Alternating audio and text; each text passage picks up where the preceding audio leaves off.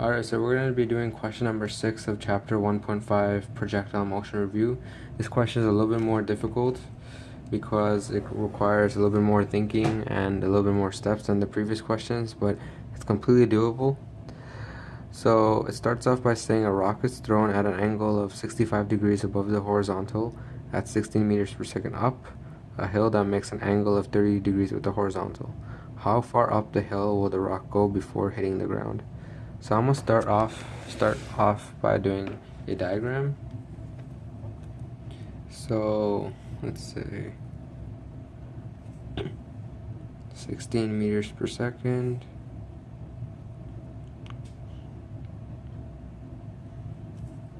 And the hill is 30 degrees.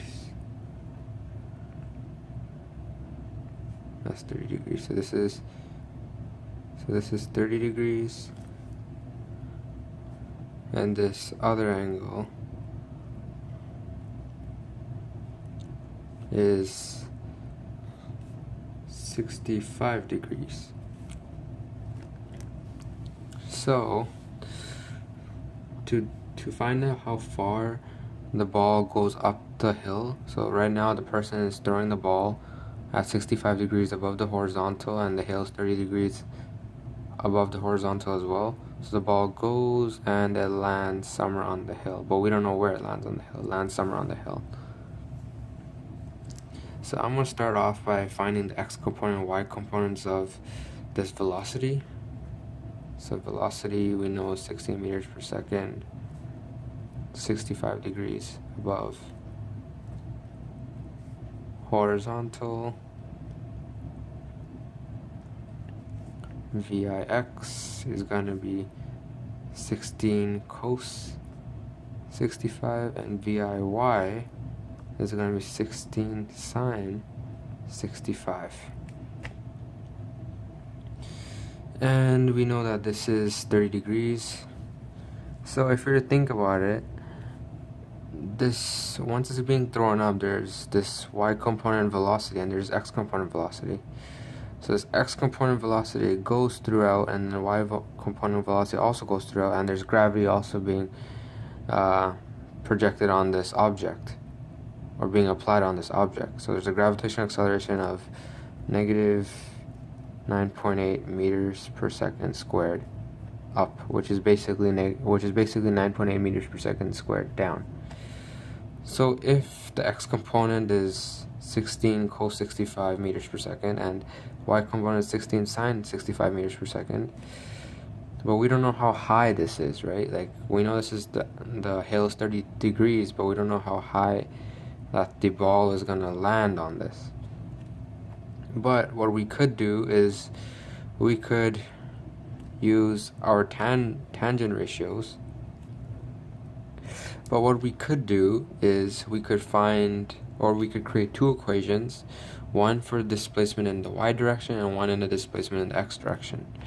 So displacement in the y direction is gonna be Viy times time plus half acceleration times time squared, and that gives us, we don't know what dy is, that's what we're trying to find. Viy is 16 sine 65 times time, and half of negative 9.8 is just going to be negative 4.9 times time squared. And now in the x direction displacement, the x direction displacement is just going to be velocity x component times time. Because there's no gravity, so it's just going to be velocity x component times time, which gives us 16 cos 65 times time. Okay, so far so good. But now the question is, how are we going to find the distance that it falls on the top? So if we think about this, this is adjacent, this is hypotenuse to the hill. So what we could do is we could find, since we have the x component, the distance in the x component, and the distance in the y component, and since this is on an angle, we could do a tangent ratio. So tangent of 30 degrees would equal the distance in the x direction, the distance in the y direction, distance in the y direction over distance in the x direction. So tan 30 equals the displacement in the y direction is what we found, 16 sine 65 times time minus 4.9 times time squared over 16 cos 65 times time. The reason this works is because we have the x component displacement as an equation that we just found, and we have the y component displacement as an equation that we just found. That's why I wanted to find this, because we know we're given enough information to solve the problem. It's just a little bit tricky because we need multiple equations to do this. Since we don't know the displacement, like the actual displacement that it goes up or distance, we could find the x and y components to use that to find this, the distance it goes up. So we've already gone ahead and done that. So tangent 30 equals this, opposite over adjacent. So this is opposite, which is y, and this is adjacent, which is x. I'm gonna go ahead and move this to the other side. So 16 cos 30, 16 times cos 30 gives us 13.85. So 13.85 times tan 30 time equals 16 sine 65, which is 14.5.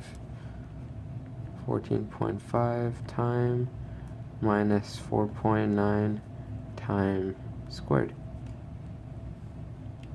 So if I was to take 13.85 and then times that by tangent of 30, I end up getting 8. So 8 times time. So I'm going to go ahead and take 16 cos 65 times time and move it to the other side. So 16 cos 30 gives me 6.76 times time tangent 30, and 16 sine 65 is 14.50 time minus 4.9 times squared. 6.76 times tangent 30 gives me 3.903 times time equals 14.50 time minus 4.9 times time squared. Alright, so we have all those, and I'm going to move this to the other side. So 0 equals negative 4.9 times time squared plus 14.50 times time minus 3.903 times time. So since these two guys are both like terms because they both have the same variable, time, I can just add them together. So 14.5 minus 3.903 gives me 10.59. So 0 equals negative 4.9 times squared plus 10.596 time. Okay, I'm gonna move on to the other page. So I can factor out negative 4.5 time because they both have the time, the t variable in common, time and time. So I can factor in time, and I can also factor in negative 4.9. So 0 equals negative 4.9 time, and take that divided by 4.9. That gives me negative 2.162. So basically all I did was factor out negative 4.9 in time to get this, because negative 4.9 time times time would just give us negative 4.9 times squared. Negative 4.9 times time times 2.162 would just give us 10.596 time. So this is basically the same thing as this, I'm just factoring it out. Now I set this part to 0, so time can either equal 0 or time can equal 2.162 seconds. So in 2.162 seconds is the time that the object actually falls on the slope or the hill. So we've just calculated how long it takes for the object to land on the hill. So now that we have the time, we can find out the distance that it travels in that time in the x component and the y component. So before we did displacement x equals vix times time. Since we now have time and we have vix, we can just plug it back into the equation. So 16 cos 65 times 2.162 times, okay, I'm gonna go ahead and do that. And I get 14.622 meters. And then dy is gonna be 16 sine 65 times 2.162. So 2.162 times sine 65 times 16 gives me 31.3509 meters. So this is y, this is x, and this is the total displacement or the total distance, because the question is asking for just distance traveled. So I can just use the Pythagorean theorem now. So that is 30, that would be 14.622 squared plus 31.3509 squared, square that, plus 14.622 squared, and then take the square root of that, and I end up getting 34.59 meters, which is approximately 35 meters.